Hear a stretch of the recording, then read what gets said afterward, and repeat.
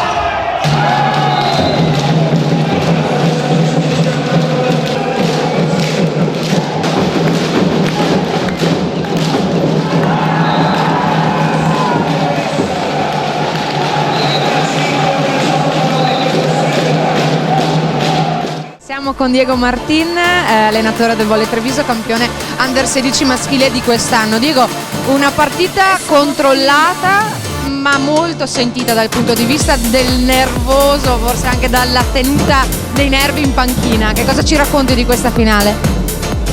Allora, prima di tutto chi è arrivato in questa finale qui ha fatto un percorso in Veneto molto complicato, un'annata molto bella, 6-7 squadre si giocavano questi due posti qui, quindi questa è una buonissima notizia per la pallavolo veneta. Gara diciamo più sui nervi obiettivamente che sulla fase tecnica, da una parte e anche dall'altra, però le finali ho idea che siano sempre così, c'è un po' di tensione in più.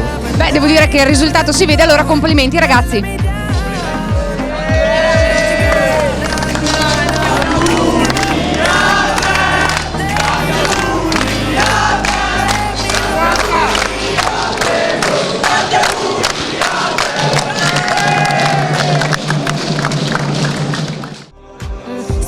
Dressed up in the finest things.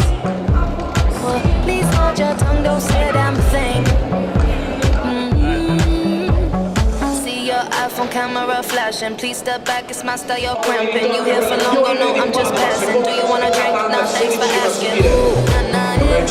Don't act like you know me, like you know me. Vince della finale Under 16 maschile, il volley